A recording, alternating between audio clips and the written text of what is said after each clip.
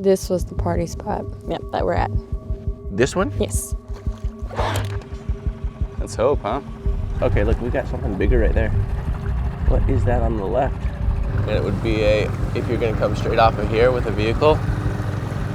There, so it's right there on the left.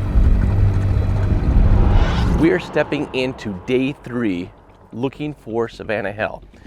She went missing on May 4th of 2022, just less than a year ago.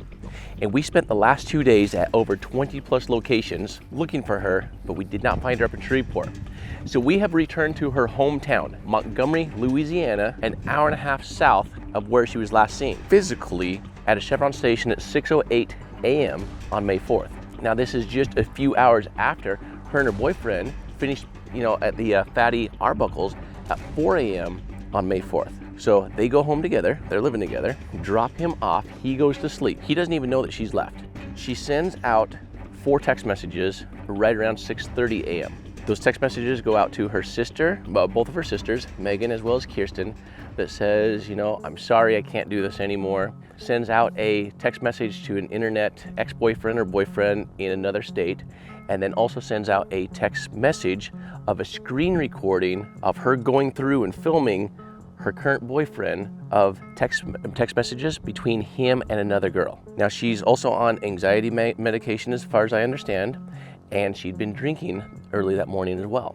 At that moment in time, she turns her phone location tracking off. Now at 7 o'clock, we have video surveillance of her in a parking garage. But prior to her phone tracking data being shut off, she does one last internet search, and it says, "Can you die from a 3-story drop?" So that's why we were so focused on working with a 5-mile radius around the house, a 5-mile radius around the parking garage. And what kind of intersected was a lot of 5 or 6 locations right there on 12 Mile Bayou. Now on day 2 on 12 Mile Bayou, right there in town, we found 2 vehicles. Now, if you've not seen either one of these episodes, be sure to check out day 1 and day 2 because it's really going to bring you up to speed as to why we are now here in Montgomery. We ended up further to the north, checking out some local easy access boat ramps. And as we've learned about Savannah, is she really wasn't that great at directions. And in my opinion, she's not going to be going off-road as a 22-year-old. It's going to be easy access locations we're looking for as we believe and the family believes and the boyfriend believes that Savannah chose to, no longer be here. So we're looking for, in my opinion, these easy access. So then last night, as we're wrapping up, it's all right, we have covered 20 plus locations in the Shreveport area. What are we missing? What else is there? And so in talking to Kirsten, Savannah's sister, she used to drive Highway 1 to the south of here between Montgomery, Louisiana, where she lived with her father, and LSU for 2 years. And so we start looking at, are there any potential locations to where we have a nice easy visual taking us out of the city and into a rural location to where we might be able to find her. But on day 2, yesterday, we learned a lot more information, and that her phone was never shut off until 11:30. And so now here we are at 11:30. Now we're in a busy town on a weekday with no more locations that you have sent out 4 text messages that saying that you are no longer going to be here. I'm sorry, I'm leaving. Where does that now take us? At the very end of yesterday, like I said, we learned this information that she's from Montgomery, Louisiana, an hour and a half south. So now today is about going home. We're gonna invite you to be with us today as we have 5 locations, and we're gonna be meeting up with Kirsten in just a moment. We're gonna bring you into our day at location number 1 right now.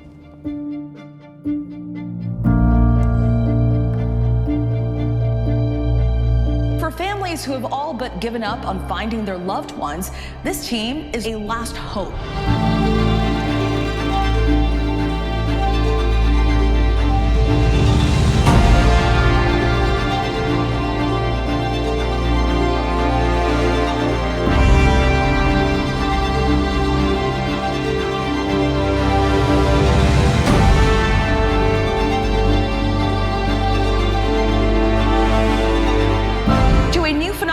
Civilian divers cracking cold cases for free.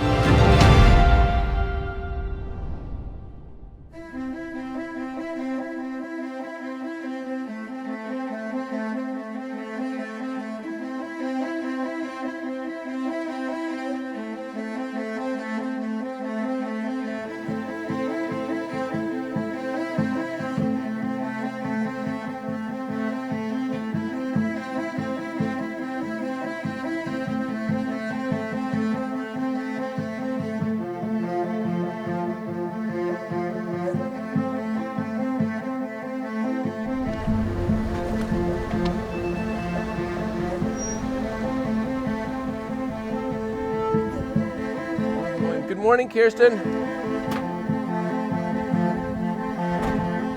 Okay, so let's just jump right into what my game plan is for today. You know, we spent the last 2 days up in the Shreveport area, and I mean, we just like knocked everything out that made sense, and the areas that did not make sense as well. And so coming back home, you know, here we are, we're an hour and a half from where her last known locations were. But like you said, you know, she lived here at home, and for 2 years she would take the Highway 1 route up to the university. And this is where she spent 20 years of her life. So what does she know? Easy access to the river. We're not going 4x off-road in a little, you know, Kia Forte. The closest boat ramp to her home, we actually have two that are within kind of the same distance. But Montgomery is where we're at right now. Pulling in, it looks super shallow, but we're going to first check to see if it gets deep and if by chance Savannah's in the water here. We're then going to jump over here to the south just a little bit because it's kind of next to the dam, and it's an easy access right off of 71 that I don't know what the party spots are. When you're in a small town, there's only so many party spots that everybody goes to. Is it a boat ramp just down here to the south? And I'll bring up the aerial on it. This was the party spot, yep, that we're at. This one? Yes. Okay, so this is the party spot. What about this boat ramp here? That one, no, not really. Okay, but it's an easy access coming down the road, one left, and she's there. So she knows about this one from being from the area. My mom's parents live on that lake, but we don't, we're estranged. Okay, so they're on this lake, and so she's familiar with this lake, she's familiar with the boat ramp, and we're only out, here's the 5-mile ring, here's our 10-mile ring, and then one left on the road here to get to it. So 100% in question. So let's knock out this one first. We'll go to this one as our second one, and then we'll start working our way back north, keeping, for my mindset, is most of the time from a home location, people are not going to cross over rivers. So although we know that she would take, you know, the 71 onto the 1 and then on up to school, we have this third boat ramp that we'll end up hitting today, which is same distance from the Montgomery boat ramp. Now here we are on a Tuesday morning, or it's not even Tuesday morning, it's mid-morning right now. And if she was up at 11:30 up in Shreveport, shuts her phone off, it's gonna take her an hour and a half to get down here. It's quiet, it's secluded, nobody's here. I'm expecting the same thing for all of these boat ramps down here just because we are so rural. Once we knock this location out of this little boat ramp, and this one right now looks deeper. I don't see any trees in the water like we have on this one here. Right. What I'm going to do after that one is coming up 71, it's going to be one right, one left, and we have another boat ramp up here. When you lived in the area, did you ever go up to this lake or this boat ramp by chance? Yeah, we would go there sometimes. There's a restaurant over there. Okay. So this one absolutely makes sense to you for the area as well, that we should check this one. The marina. Okay. And then the very last location that I want to check for the day, as she's driving across this river for 2 years, going to school, she's looking down here to the left, and she's able to see this little old boat ramp area that goes right off into the river. Plain as day, you're gonna see that for 2 years every time you come over it. So that's going to be our last location that I want to check of the day, especially since it's in the biggest, deepest body of water, faster moving than anything else in the area. You know, like I said, this is day 3, and I would say, you know, we're always hopeful. Every location, we're holding our breath. Is today going to be the day? And I hope that today is that day that we're going to be able to finally give you the answers to bring her home. Woo! All right. Yeah, it's tough to say. This could just be all stuff that floated in here, and it could be deep out there.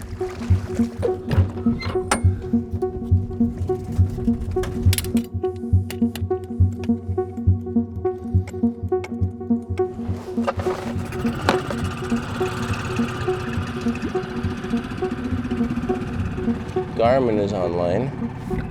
Hummingbird is firing up. 5 feet.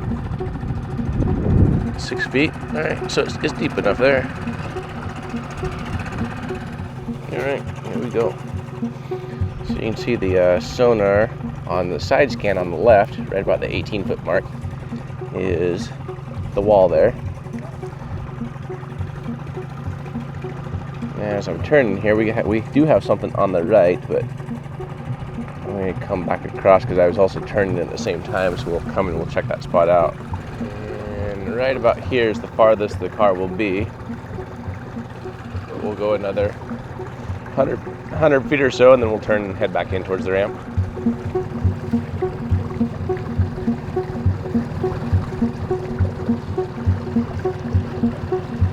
You know what's great about these small rural towns too, though?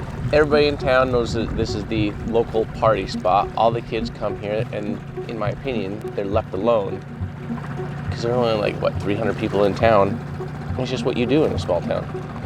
And there's just something about a small town feel and vibe, and I kind of wish I could live in a small town, but as a kid or a teenager, the first thing you want to do is get out of that town.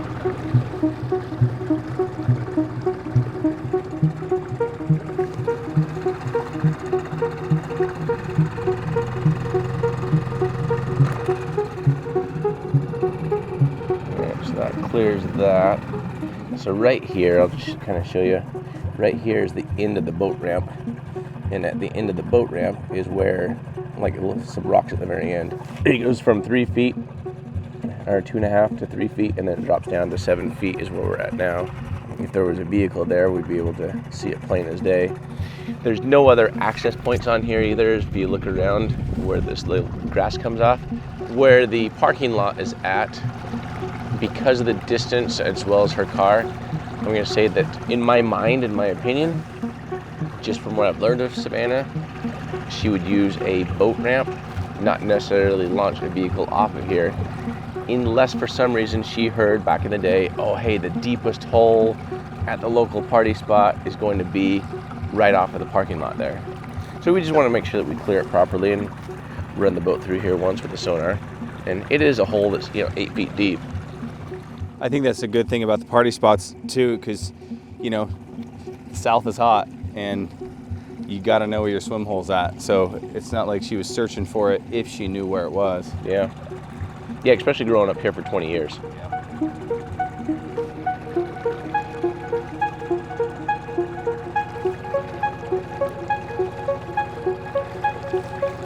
Yeah, this little lake though was definitely deceiving because we saw all this floating across. And so I thought these were all plants through here. There's nothing more than lily pads that have broken free from wherever they were at, and they've all floated across the lake here. All right, well, let's load up and we'll go hit the next one.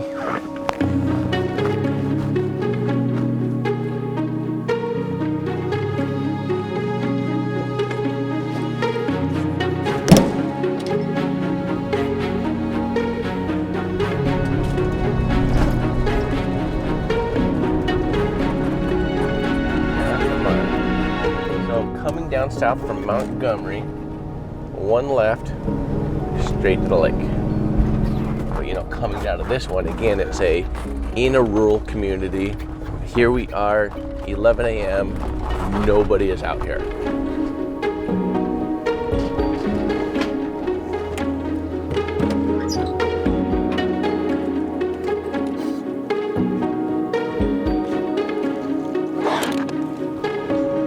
Let's hope, huh? Yeah, only a foot and a half here.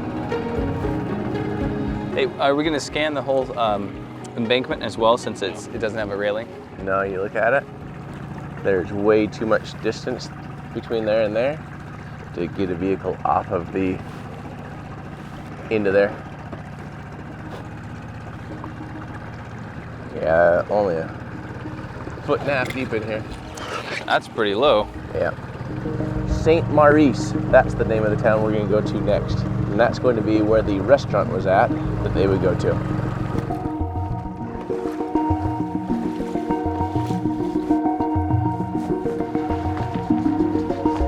All right, 17 miles up the road. So we're going to head back through Montgomery and then start heading north on the route that she would normally take to then drive to LSU.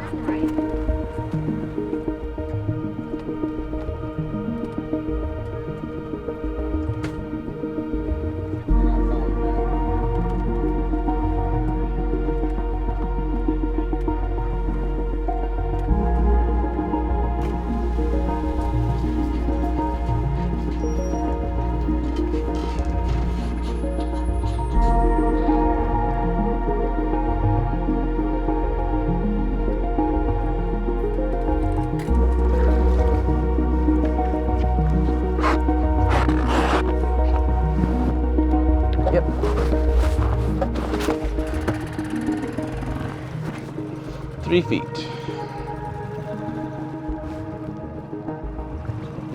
There's the hole, starts right there, 6 feet. Drops off, there we go, 10 feet, 12 feet, 15 feet, come on. Give me a car. 16 feet, 23 feet, nothing there. Oh wait, I got done turning around. When I turned, I had something pop up over here. See this? Yep, I see it right I there. don't know what that is, so I need to go find it and then double check it. So let's go get a good read on it. All right, so over on the right. Now it's starting to look more like a tree log and stuff, not a car. But we'll get right over the top of it. So it was over about 18 feet or so. One thing you also look at, like your bubbles, so it helps give you a gauge as to where you were. All right, so there it is on the live. All right, still off to the left a little bit. So we'll be looking for still off to the right just a little bit. Yeah, there's that, but what is that? Doesn't look big enough. See, and then you start seeing it's a tree. Yeah, different shadows to it. So getting right over the top of it. So that way we have a down as well as the side. Still off to the right a little bit. Just barely. So there it is right there on down. So see how it's only 2 feet wide? Yeah. So that is how we clear them.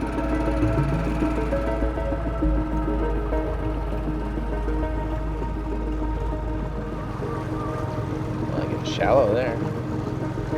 Yeah, too many rocks right here, as well as the parking area, but we're right near that marina. And they questioned it, so we'll go ahead and question it as well too. Even though I think, again, like I touched on when we first came, marinas are going to be a lot different because they're so populated, unless you're sneaking into them late at night.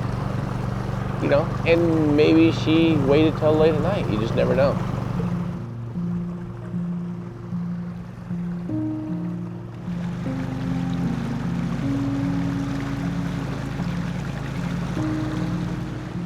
How shallow? Okay, we about 9 foot, 8 foot.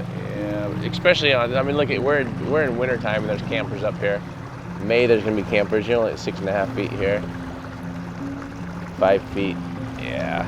And there's no car there. You can see the boat ramp on Sonar. Now we're at 1.5 feet.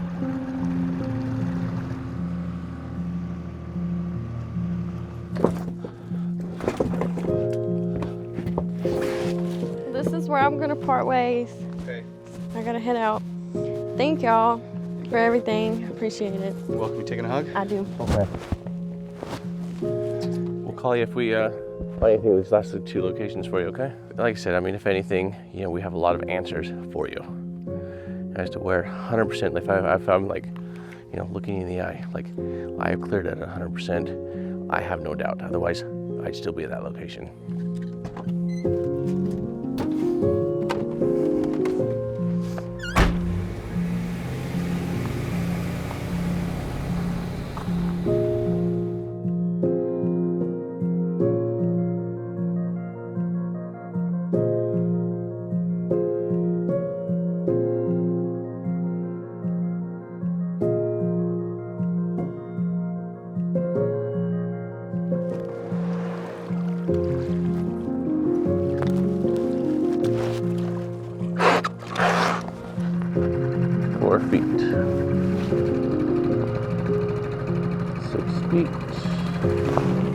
We'll scan around as far as we can go to the dam, and then we'll finish scanning that right there. Oh, let's see, what's that off to the right? I don't think it's big enough. We'll come back over it right there. Yeah. Interesting, whatever that is. You know, justifiably profiling, but this one just has so much easy access into the water without barriers. So remind me again how wide the live scope is. It's about 14 feet. The live scope? Yeah. You can see the different, up at the very top, is casting 10 feet left, 10 feet right now. Okay. But as it changes for the auto, that's going to change as well. Same thing with my down imaging. Okay, look, we got something bigger right there. What is that on the left? I gotta go left just a little bit more and see what that is. Should be somewhere right in here. It should be right off that. So I'm not picking it up at all now on that one. And it would be if you're gonna come straight off of here with a vehicle. There, so it's right there on the left. It looks like two rocks. Looks like maybe it's just the shadow and the way it drops off there. We'll go left, we'll go right. Yeah, I'm just not getting anything at all now on it. It's clean. All right. One more to go, man. Yep, doing a lot of work on this one. No idea where she's at.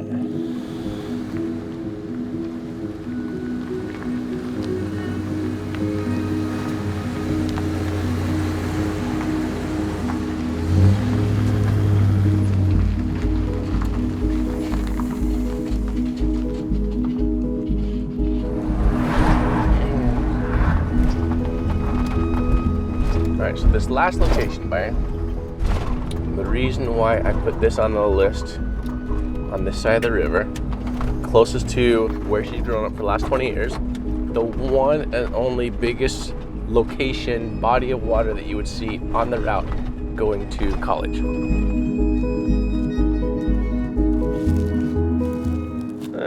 I almost feel like it's too far. Like that's a stretch at this point. That's way too far. I was looking at the other side too, but I mean no. Yeah, it looked a lot flatter from up there. Yeah. So yeah, this is what I was interested in right here.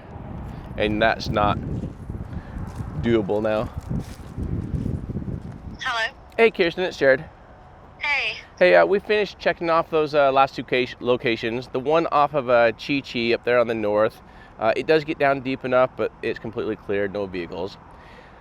With this very last location that I was interested in at the Red River that you can see off of the bridge on 6 as you're heading into town there.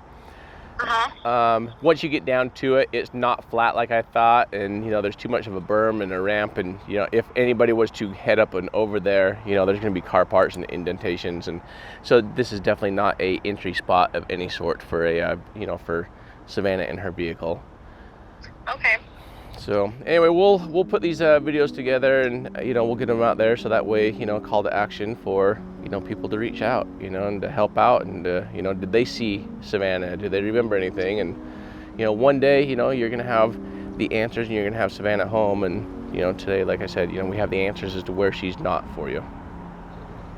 Yeah, thank you. I really appreciate everything y'all done. Yep, you're welcome. If you need anything else, just let me know, okay? Okay, y'all have a safe trip south. All right, we'll do. Thank you, Kirsten. Bye. Bye-bye.